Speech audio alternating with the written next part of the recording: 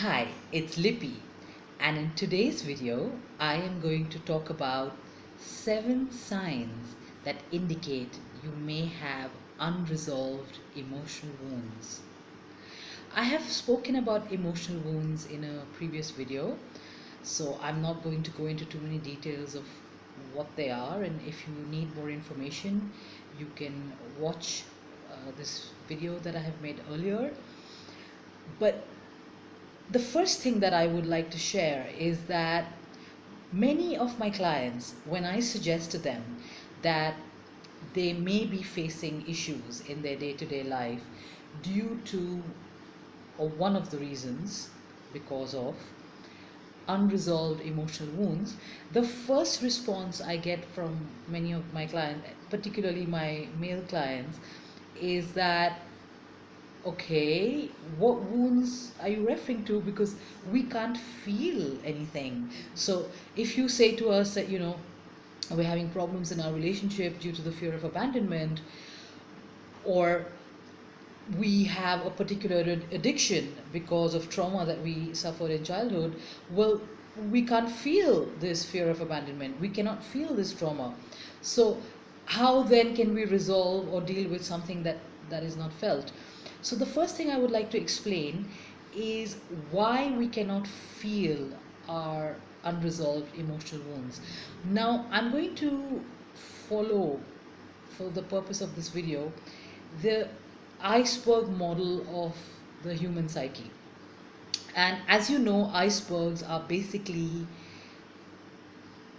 these huge ice structures where you can only see the tip of that particular iceberg, and you cannot see the majority of the iceberg because it's underwater. And apparently that's what led to the Titanic being sunk, because it hit an iceberg and the iceberg was much larger than what it looked like. And the human psyche is somewhat like an iceberg. So when you can't feel your emotional wounds, you can't see them, it's because a majority of our psyche is invisible, just like the iceberg. And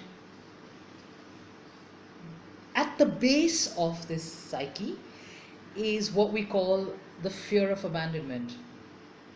And the next level up from the fear of abandonment is a variety of emotional wounds, unresolved emotional wounds that many of us carry, including a lot of shame, toxic shame, guilt, mistrust, huge amounts of stored anger, and of course, layers and layers of trauma, what is known as complex post-traumatic stress disorder, or CPTSD, from not being able to resolve or express our natural emotions, not being able to complete that process.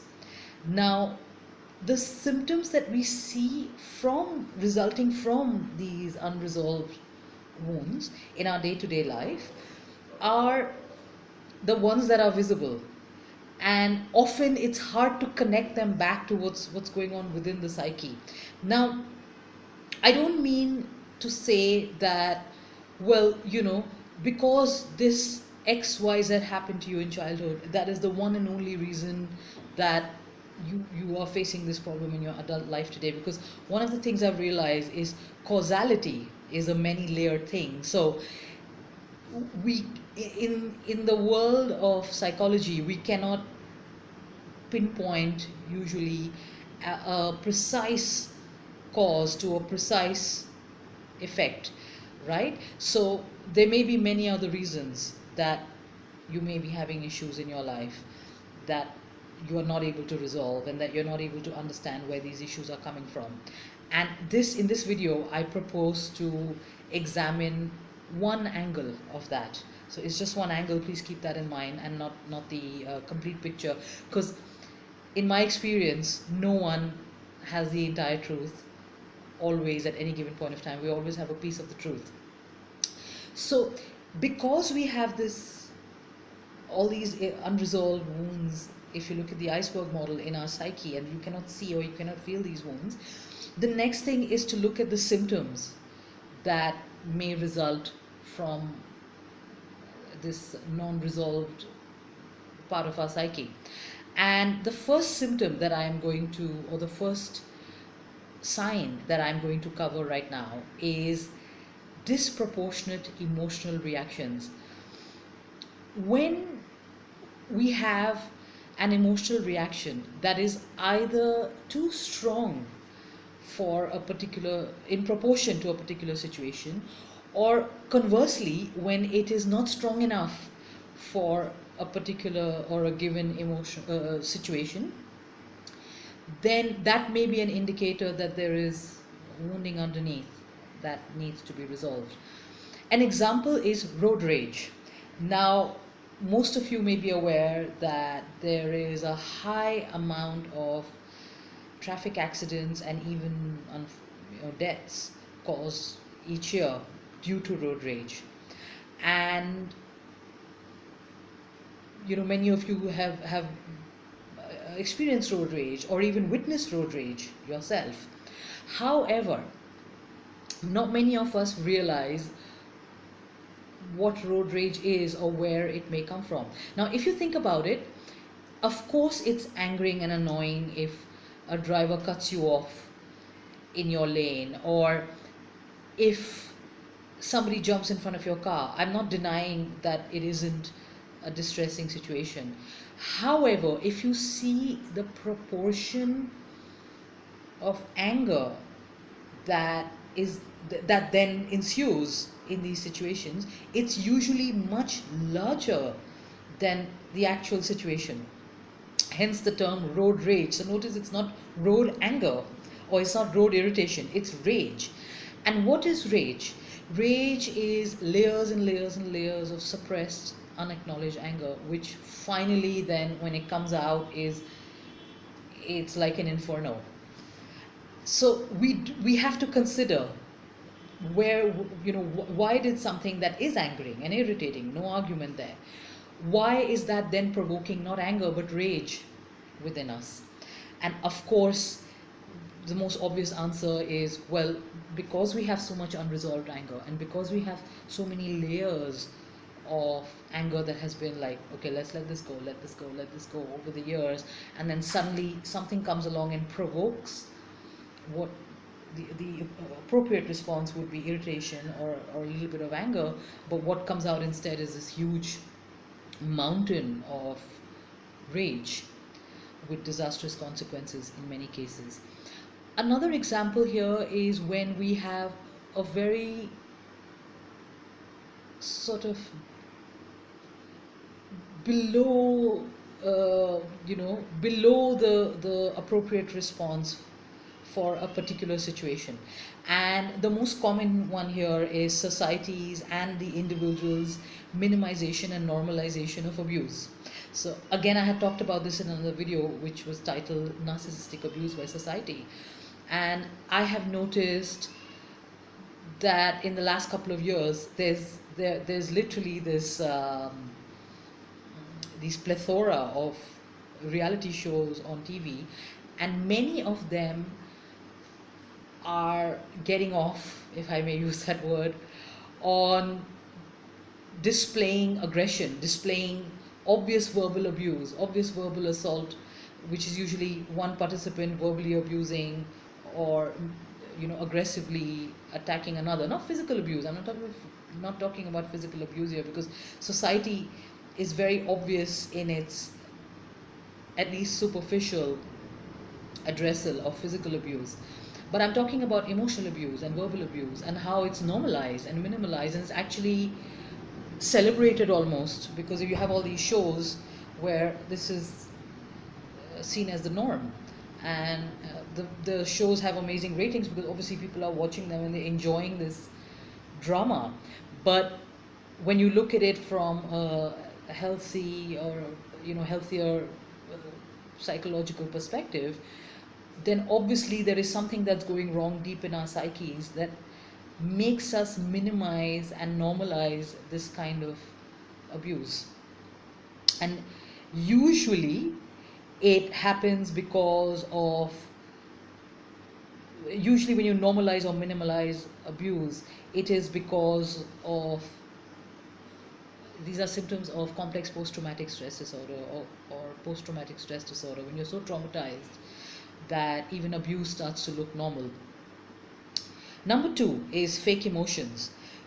What is a fake emotion? So basically, it is an outward emotion that is actually covering up for a real emotion. Let me explain.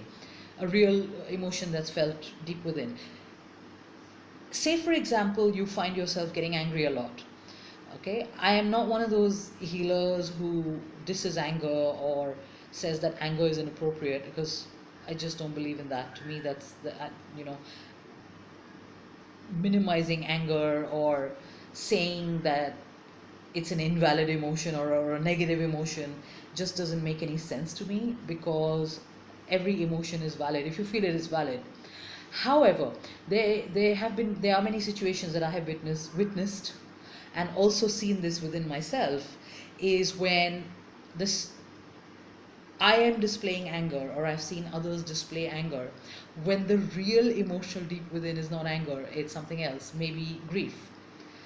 And why we do it is because we are either uncomfortable with the original emotion, or we don't feel safe with displaying the original emotion.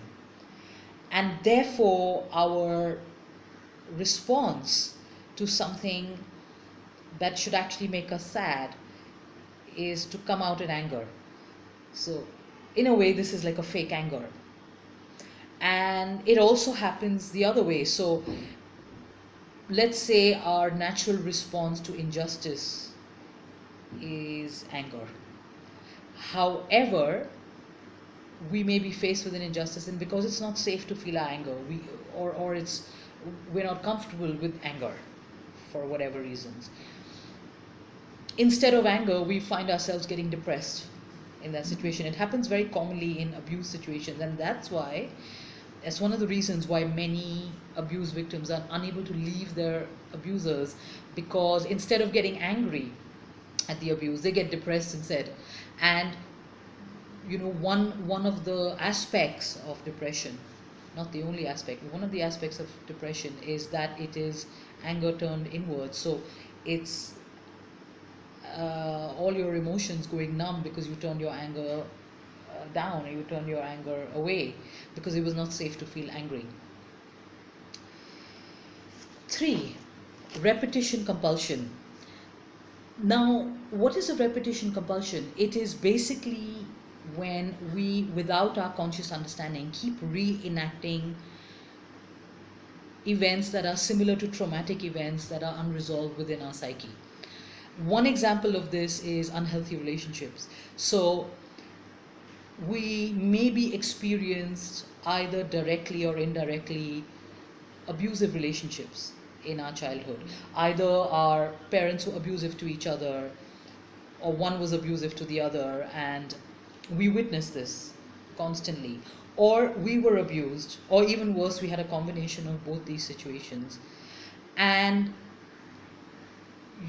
maybe we do know consciously what a healthy relationship is, or what a happy relationship is, but no matter how hard we try, no matter what we do, we find ourselves attracted into the same situation again and again, reenacting the same dramas, reenacting the same unhealthy relationships, and we don't know why. We're trying really hard. We want to have a healthy relationship, or we want to have a healthier partner, but no matter how hard we try, this is what we end up attracting. Sometimes we end up attracting this kind of energy in a very insidious way. So we may find that after repeatedly going through a string of unhappy, unhealthy relationships, we finally attract a partner who seems wonderful and ideal and healthy, only to find out 6 months down the line that the relationship is not overtly abusive, but covertly abusive this time. And it's awful. It's like basically running around a merry-go-round that just doesn't seem to want to stop. It's just going around in circles again and again and again. And one of the reasons this happens is because we may have an original trauma connected to to our current life situation, which has been unresolved, which has, in some cases, it's not even remembered. So you also have a lot of unconscious trauma that's below our day-to-day consciousness and would need very deep work to reveal this trauma. You may have a traumatic memory that your psyche, to protect you from that memory, has just stored it away in a box, and you have no idea that this event even happened. But on the outward level, somewhere this memory is in that box, like banging away, like a person trapped inside a box, and trying to get your attention by reenacting these dramas in your day-to-day life. Number 4 is addictions. Now, one of the best definitions I have come across of addiction is when I was watching this amazing film called What the Bleep Do We Know? And in this film, one of the physicists who's being interviewed for this documentary, for this film, says that, if you look at addiction very simply, it is not something that's very simple, but if you look at it very simply, it's simply something you can't control. And addictions come in so many forms. So you could have an addiction to food, you could have an addiction to drugs. These are the obvious addictions. You have an addiction to alcohol, but then there are very unobvious addictions like workaholism, for example. Our workaholism is so celebrated in many societies. It's seen as a sign of, for whatever reasons, as diligence and being hardworking and being noble, but many don't realize that it's actually an addiction. And I don't agree with the conventional ideas about why addiction occurs. I have a totally different take on addiction. And my take on addiction is that it occurs, one of the reasons it occurs is due to what I have seen as, deep feelings of insecurity and ungroundedness, unconnectedness. When we have attachment trauma from our childhood, we have not securely attached to our caregiver for whatever reasons. We never built that foundation of deep security, of a feeling of connectedness, of being welcome to this earth. Then it creates a very shaky foundation within us. And when we come into contact with something in the outside world later as adults, which gives us some form of comfort or gives us, for whatever reasons, a feeling of groundedness and security and connectedness, there is a high chance that we will attach to it, we will bond to it, and almost like it were our original caregiver, which of course it's not. We know it's not. And we know that that particular attachment is not a healthy one. I have an addiction to social media, for example. I have to constantly pry myself away from Facebook, and most of the time I find, what am I really doing on Facebook? I'm not even, beyond posting something or reading a few comments or chatting with a friend or two, which is only about half an hour of social media time. The rest of the time I'm just scrolling down like a mindless zombie. And I am pretty aware that, especially in my case, that I have an attachment injury. I have severe attachment trauma because I did not attach appropriately to my caregivers in childhood. And I have seen this.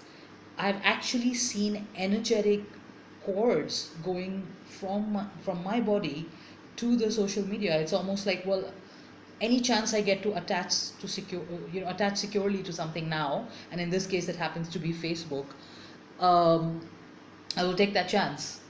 And I can actually see this energetic cord going out of me, and able to recognize where this kind of behavior is coming from. And as I said, addictions could be to anything. So you can even be addicted to gossiping. Some people compulsively gossip. They know it's not good. They know that they're harming somebody by maliciously gossiping about them, but they can't stop. Number 5, misdirected acting out of emotions. What does this mean? This is a very common way in which we misdirect our emotions. And one of the most common ways is when we have anger against person X, but for whatever reasons we're not able to release this anger against person X. It's not safe to do so. Maybe the person X has some kind of power over us, maybe it's a boss or an authority figure. So we don't suppress this anger. Instead, we take out this anger on someone who can't fight back, or someone who we have power over. And a very common scapegoating that happens as a result of this is children.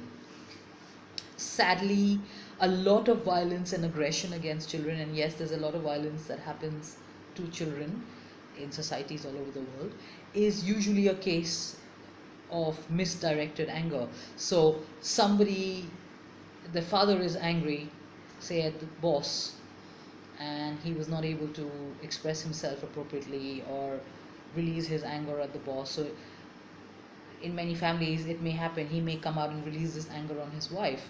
And in many societies, women are still dictated to by their husbands. They still don't have the independence to stand on their own feet, either emotionally or financially, and so they can't say anything back to the husband because he's the provider. And then they will take out their anger instead on the child. There's also a lot of misdirected anger towards women from other women, and to me it is a scapegoating of other women by women because they are too scared, or they don't feel safe with the anger that they have against men. So it's no new news that women have been oppressed for thousands of years, and as a result, a lot of women are naturally angry at their oppressors. They're angry at men, they're angry at the oppression that they have faced.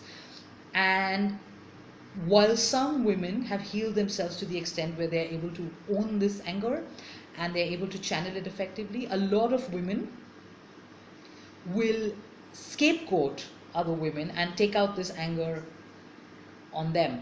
And a very common area in which this plays out is the area of sex crimes, sexual assault, sexual abuse, rape, where you find that society blames the victim. So they blame women if something happens to them, if they get raped or they get sexually abused.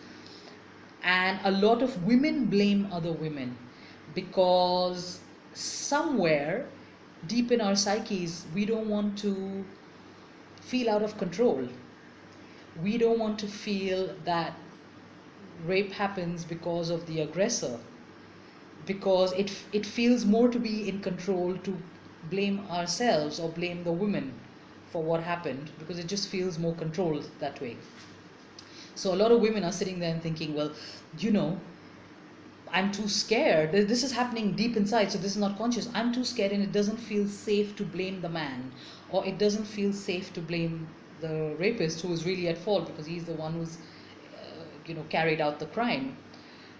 So the anger just automatically, it's an automatic reaction coming from deep within the psyche, gets directed towards the victim. So okay, so it's the victim's fault, and if only she hadn't done this and that, or she hadn't gone to this particular place or been out at this time, then this would not have happened. And I feel safer because I know that if I just follow the rules and I just do everything that society tells me to do, this will not happen to me.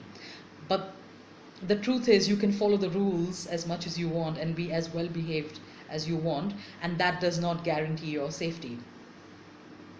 So this is how misdirected emotions work, and usually they're coming from a place of powerlessness within us. Number 6, reality distortion. When we deny or rationalize or minimize or even exaggerate a particular event or a series of ongoing events, we can say that this is a part of us which is denying reality or distorting reality. Mostly when we are denying what is truly going on in our lives or in the lives of others or in the world or our society as a whole, mostly it's a defense mechanism. So denial is our psyche's way of protecting us from a truth that may be too much or too difficult for us to bear. So it will do the next best thing, and it will say, okay, it's not safe right now to see the truth or to feel the truth, so I'm just going to deny that this is true at all. And maybe at some stage later, when the person starts feeling safe or starts feeling comfortable enough to see the truth, then the denial will fall away. But in many cases, this doesn't happen. The denial doesn't fall away even when the person starts feeling slightly safer or slightly in a better position to see the truth, because everyone around them is also denying the reality of what's going on. So there's no support. So they may start feeling like, something is wrong. Like everyone says that this event looks like Y, but my gut is telling me something else.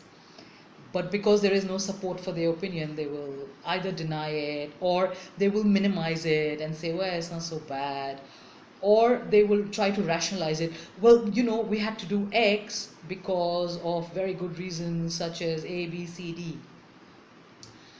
Or they may even exaggerate what's going on. So something is blown out of proportion because they have this reality distortion wound within themselves. And usually this happens when we have been severely abused. And one of the causes of reality distortion would be what is known as the Stockholm syndrome, when we have been so severely abused that and we have been in a situation that we can't get out of. So we've been trapped with our abuser. We have no choice but to be in the same vicinity as the abuser. Then the next best way we know how to survive is just deny that there isn't any abuse happening. And a classic example of this is, cases of domestic abuse, where there have been cases where neighbors have called in the police where they saw that the one partner was domestically abusing, the other was using violence. And often the partner that has been abused or has been beaten, instead of taking the opportunity of help from the police and using that opportunity to escape the abuser, instead turns around and may defend the abuser and even attack the police and say, like, what do you mean, and this is a personal matter, and how can you interfere, and this person, this man or this woman who's beating me up isn't half as bad, he or she does amazing things otherwise, this is just something between us. And it's usually because somewhere they feel compelled psychologically. There's a psychological trap, or even a real trap. For example, the person who's abusing them may be holding some kind of information over them and threatening to make that information public. They may be violently holding them hostage. I mean, there could be a variety of situations. Each situation is unique. And the person being abused knows somewhere deep inside that they can't escape. And this leads to them supporting the abuser. Something known as Stockholm syndrome. And it can lead, if this keeps happening continuously, if you're constantly in a state of shock and you are constantly in a state of Stockholm syndrome because you've been with your abuser for a long period of time, it can lead you to completely distort reality and see it the way that your psyche needs you to see it to stay safe, rather than what it really is. Number 7, loss of self. For many people who have been unfortunately abused on an ongoing basis, whether this is physical abuse or psychological abuse or emotional or verbal abuse or sexual abuse for that matter, they find over a period of time that suddenly they start losing the connection to themselves. And usually this shows up when we suddenly can't feel what our desires are anymore, what our needs are anymore. What is it that we believe in? What are our values? What rings true for us? What is our truth? Not the absolute truth, but our truth. And this is very, very insidious. So the loss of self is not something that happens overnight. It's usually a long process, and suddenly one day you wake up, you're like, wow, I don't recognize myself, I don't know who I am anymore, I don't know what I want anymore.